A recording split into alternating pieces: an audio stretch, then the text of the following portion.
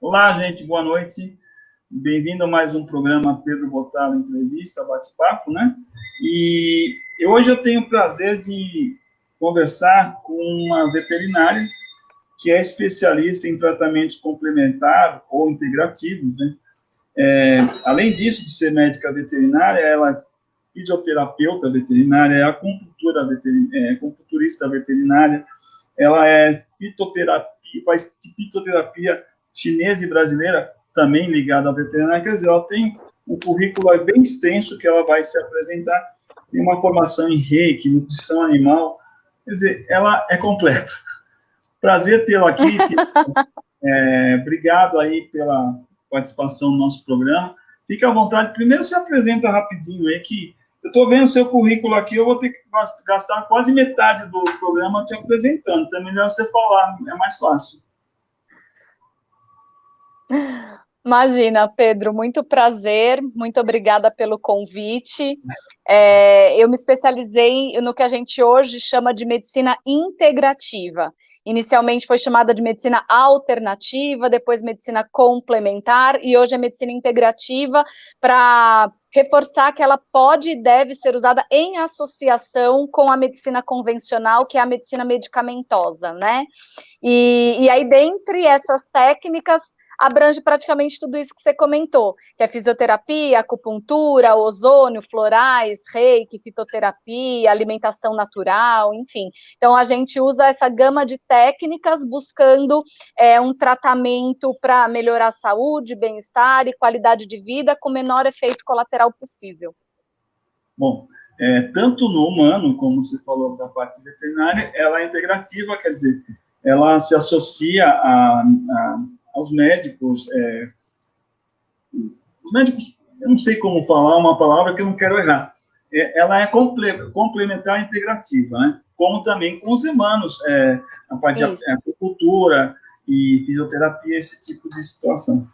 A relação entre animal e planta, que a gente tem alguns cuidados que temos que ter. Eu tenho vários cachorros, né? Então eu adoro cachorro, sempre adorei bicho, sempre tive, né? E eu sei que, por exemplo, eu solto meus cachorros lá no parque, quando podem, bem de manhã, e eles vão direto para comer planta, comer mato, comer. Claro que eles sabem o que eles estão comendo, né? Mas qual é a relação aí? Alguém deve pensar essa junção entre planta e animal?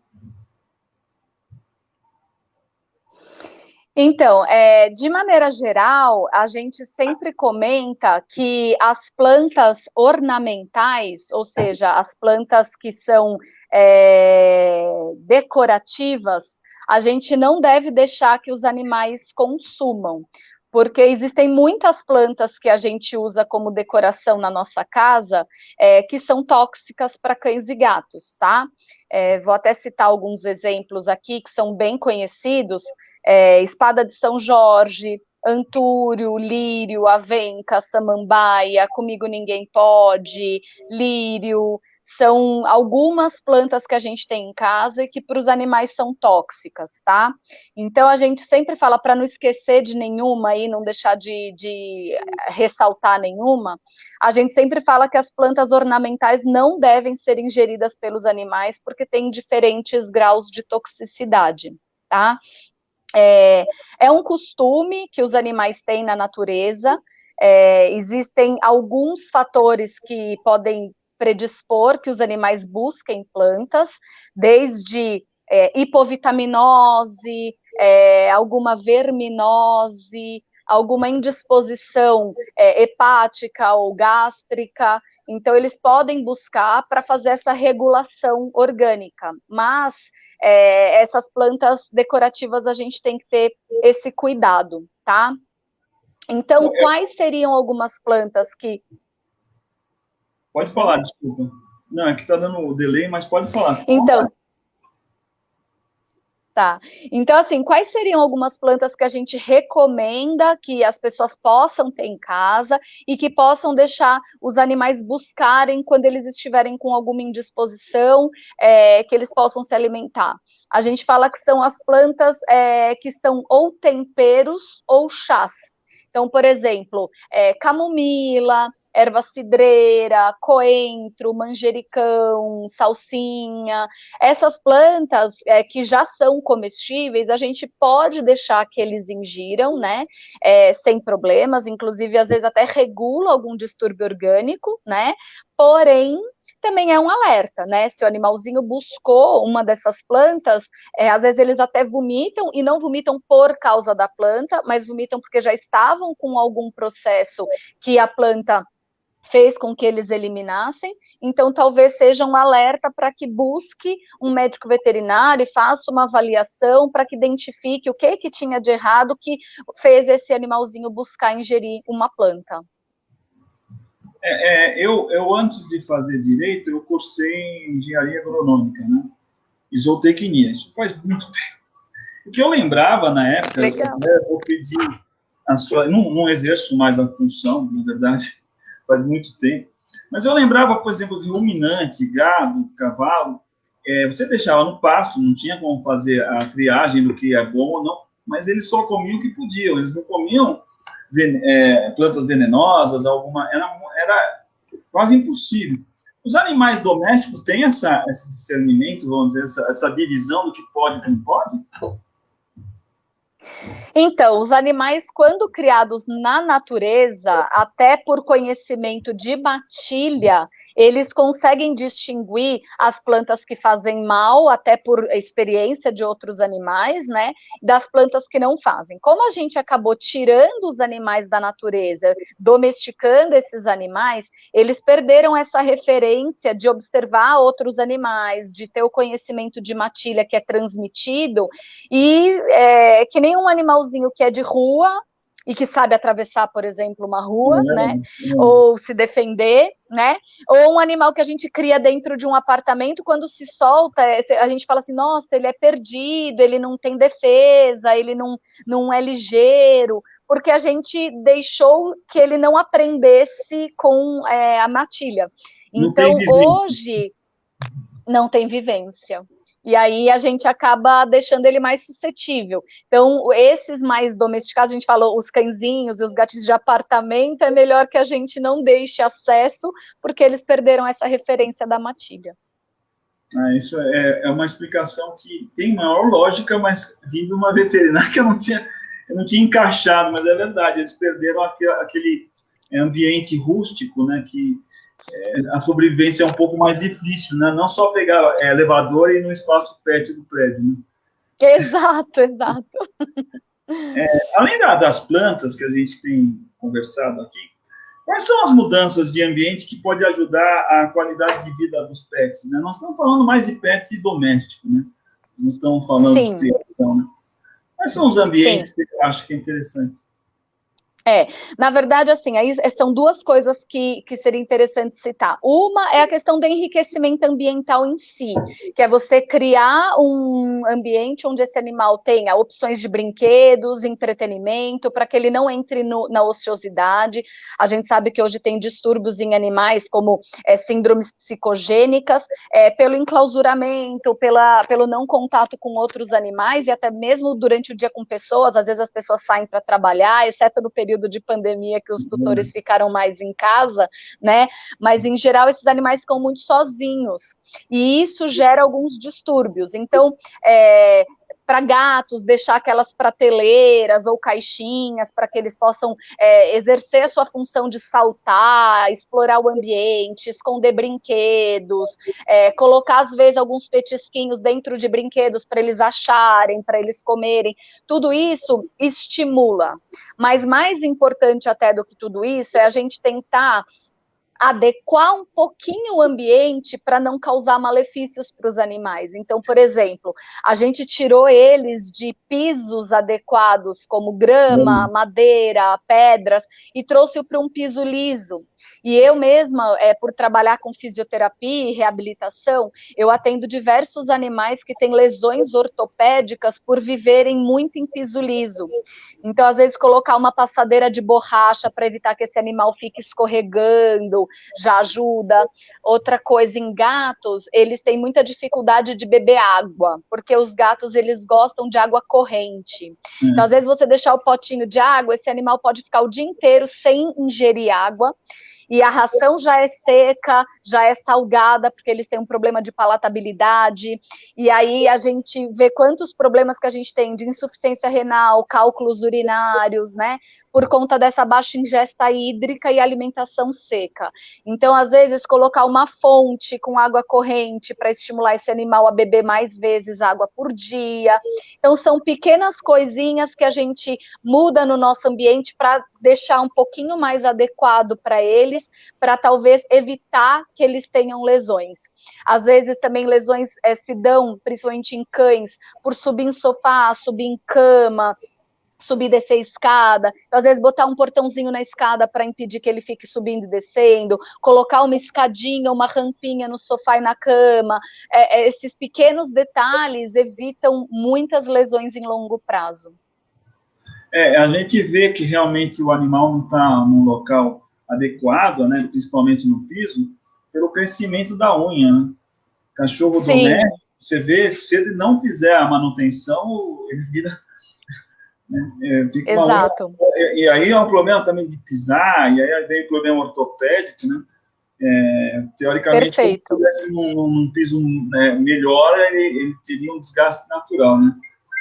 Perfeito. Quais são as terapias integrativas que são usadas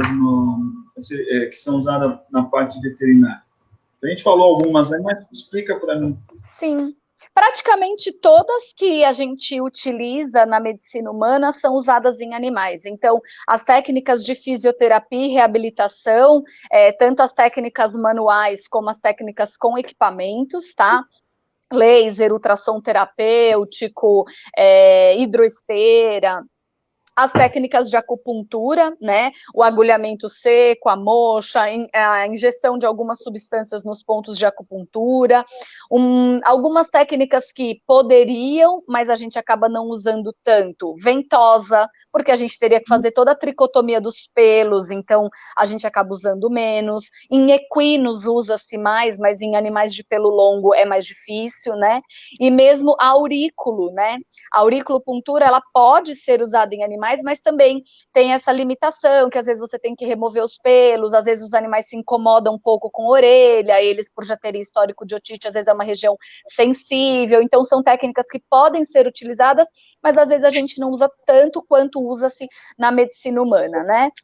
E as outras técnicas, fitoterapia, florais, reiki, que é muito gostoso, ozonioterapia. Ozonioterapia a gente usa bastante, em humanos até tem um preconceito com uma das vias de administração da ozonioterapia, que é a via retal, e para os animais é uma via que a gente usa de uma forma mais confortável do que usaria para humanos, né? Então é uma técnica bastante difundida. A parte de nutrição, de alimentação natural, apesar dos cães ainda consumirem muito a ração comercial, hoje a gente busca bastante alimentação natural e a dieta terapêutica para animais que desenvolvem algum problema, até mesmo pelo consumo exclusivo da ração industrial. Então, praticamente todas essas técnicas a gente consegue fazer uso nos animais. Tá. Aí temos duas perguntas que vêm na sequência. Eu queria que você desse detalhes sobre como é feito o reiki no animal. Eu conheço a técnica, mas eu sei como é feito em humanos. Agora, no animal é um pouco mais difícil, eu acho, né? E também a ozonioterapia, né? Ela é indicada para quê? Eu conheço na parte humana aquela cápsula bariátrica, não sei como chama aquilo lá. Eu não sei se é a mesma coisa, né? Não. Então, pronto, eu errei bastante. Vamos lá, então. É importante a gente explicar, porque acho que bastante gente ainda desconhece algumas, né? Então vamos lá, o reiki. O reiki é uma técnica de energização, onde você tem a imposição das mãos e você tem a canalização da energia do universo para o organismo, né? Então pode usar tanto para a gente pode se auto-aplicar o reiki, como a gente pode aplicar num outro indivíduo, seja pessoa ou animal, tá? Te digo que essas técnicas têm uma aceitação enorme pelos animais, porque as pessoas, elas têm um bloqueio. Então, por exemplo, se você não acredita ou se você está, digamos, pessimista, você pode gerar um bloqueio no seu campo que até atrapalha o trabalho do terapeuta. Então, por isso que às vezes até quando é em humanos, a pessoa fala assim, procura um lugar onde você está dormindo, onde você está tranquilo, para que ele não gere esse bloqueio consciente, né? Em animais, eles aceitam super, porque eles têm zero bloqueio energético, né? Então, pode ser feito tanto presencialmente, que normalmente é a nossa técnica de eleição. Eu, às vezes, não uso só o reiki, né? Mas, às vezes, o reiki me permite duas coisas importantes. Uma é tranquilizar o animal, abrir os canais energéticos dele para que eu possa fazer a minha terapia, ou mesmo para me proteger. Já teve, no começo da minha carreira, às vezes eu ia atender um animalzinho terminal, ou que tinha uma doença grave, como um câncer, e quando eu estava aplicando outras técnicas, eu percebia que eu, como terapeuta, saía muito desgastada da sessão. Então, o que eu percebia? Eu usava a minha energia, eu doava a minha energia para aquele paciente, né? Só que quando você atende 20 animais num dia, você não pode se exaurir em alguns atendimentos, e o restante? Então, você canalizar essa energia, ser muito mais um canal mesmo do que um doador, te permite uma gama de energia muito maior para poder fazer esse trabalho, né? Então, o reiki é muito utilizado para esses objetivos, e agora, com a pandemia, ele foi muito usado, inclusive, à distância, porque você pode usar à distância, né? Em humanos, até, eles usam em pacientes internados, por exemplo, em UTI, que você não pode ir lá presencialmente, então você colhe algumas informações daquele paciente para usar à distância, e em animais a mesma coisa. Agora, na pandemia, às vezes os tutores não podiam me receber e eu colhia algumas informações necessárias e aplicava à distância, e tem um resultado fantástico de o tutor mesmo relatar as melhoras do quadro, enfim. Então, é bem bacana. Já a parte de ozonioterapia tem algumas indicações. Então, dependendo o ozônio nada mais é do que um gás, tá? Ele a gente pega o oxigênio e transforma, que é O2, e transforma em O3, que é o ozônio, né? E o ozônio, em determinadas concentrações, ele tem diferentes funções terapêuticas. Então, existe uma concentração que é imunomoduladora.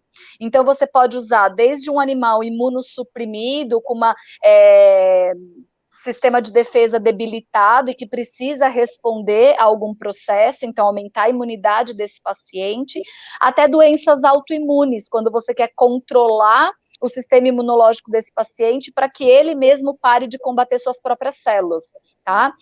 Existe uma outra concentração de ozônio, quando aplicada, ela é anti-inflamatória e analgésica. Então, a gente usa mais para processos inflamatórios e processos de dor. Então, a gente usa muito para as alterações ortopédicas e mesmo para alterações sistêmicas onde há inflamação, como um anti-inflamatório, tá?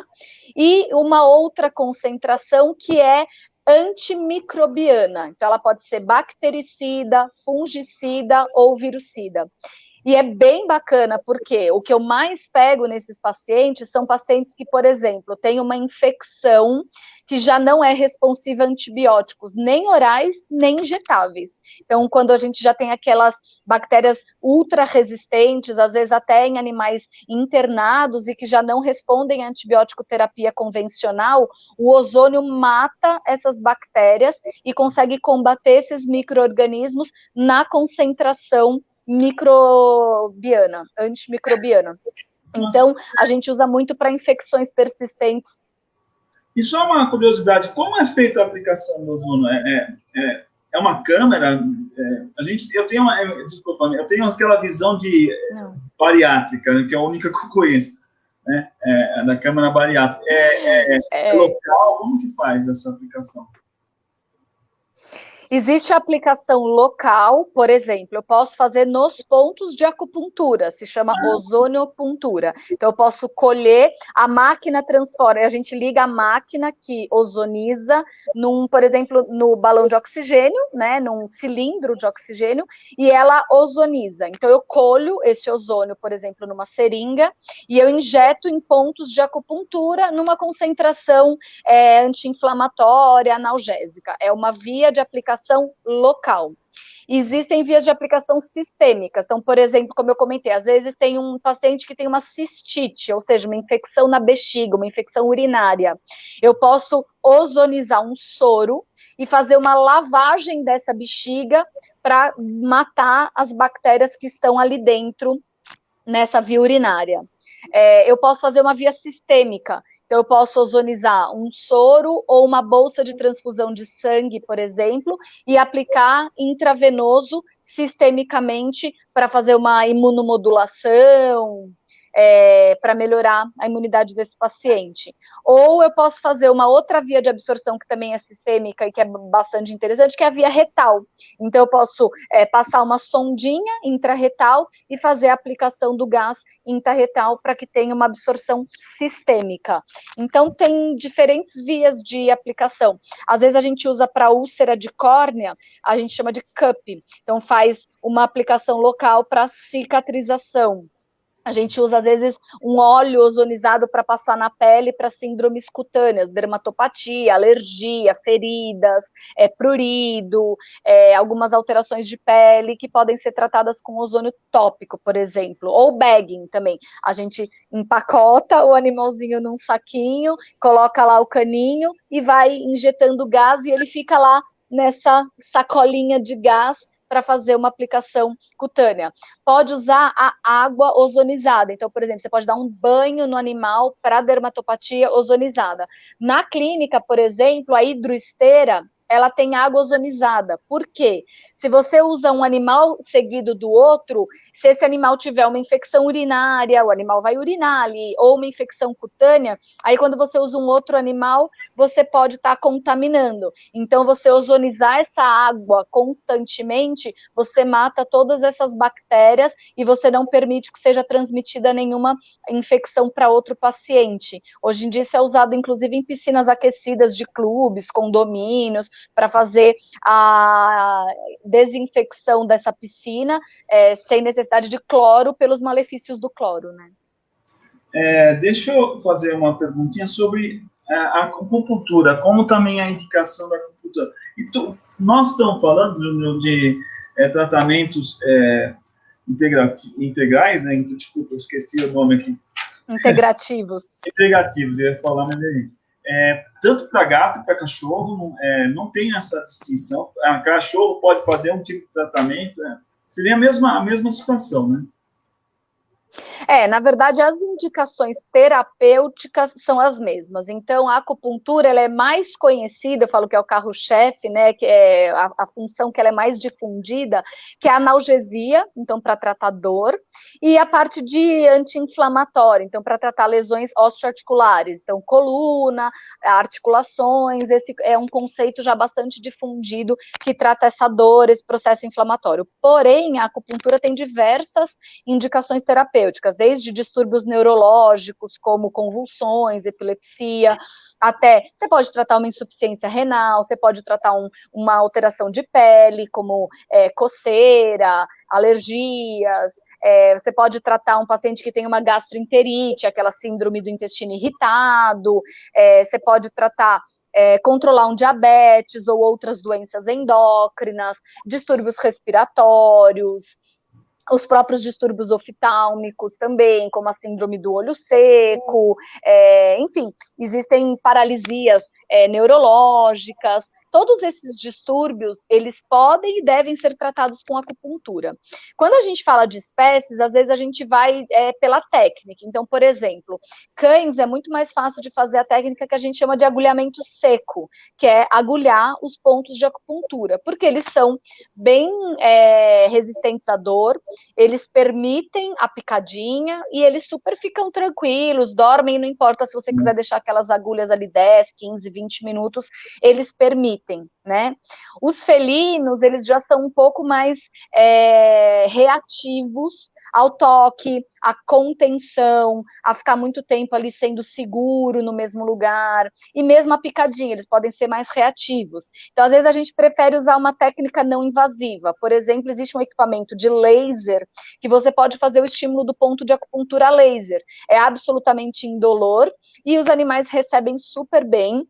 É uma técnica que eu uso muito, porque você não tem limite ali de tempo, de pontos, esse animal aceita e você pode escolher todos os pontos que você quiser, porque eles permitem. Então, às vezes, o que muda entre as espécies é a escolha da técnica que você vai fazer uso, mas o diagnóstico da medicina chinesa, a escolha de pontos, todo esse conceito terapêutico é semelhante para todas as espécies.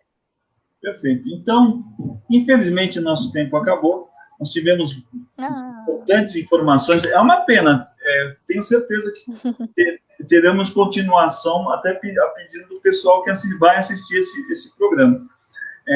Eu agradeço demais a Tiesca. Eu vou pedir para ela deixar os contatos que ela fez, o que ela quiser. Então, Tiesca, fique à vontade, deixe seus contatos, se despede do nosso público. Eu tenho certeza que não é uma despedida, é um até breve. Ah, perfeito. Primeiro, agradecer a produção do programa pelo convite, agradecer ao Pedro também por essa entrevista, por abrir esse espaço para a gente difundir mais as técnicas integrativas, né? Fiquei muito feliz em ter essa oportunidade e fico à disposição. Eu sei que, como é um tema novo, desperta bastante curiosidade, dúvidas, então eu fico à disposição. O meu Facebook, Instagram é Tiesca Ferreira Ramos, o Facebook e Instagram da clínica é VitaCareVet, São Bernardo do Campo. Podem me procurar, podem me chamar, no que eu puder ajudar, eu fico à disposição para esclarecer aí mais sobre o tema. Obrigado, viu? Obrigada. Obrigado. Vamos ter outras continuações, ainda mais porque é um tema leve, é um tema que o pessoal gosta. PET é uma coisa muito boa, não só ela integra a vida da pessoa é melhor. A grande verdade é essa, ela melhora a vida de todos. Gente, só para lembrar, sem dúvida. Nós estamos agora na plataforma do Diário, nós temos aqui o nosso Face, também o Instagram, e temos o nosso WhatsApp que está na tela. Bate-papo com Pedro Gotalo, @bate-papo com Pedro Gotalo. Se vocês puderem curtir, comentar, criticar, né? A gente está sujeito a tudo. Mas tenho certeza que vocês gostaram muito da entrevista da Tiesca Ferreira, que é uma especialista, e tenho certeza que teremos outros programas. Agradeço a vocês, até o próximo programa. Boa noite, Tiesca, obrigado, viu? Boa noite, gente. Obrigada, gente. Tchau, tchau.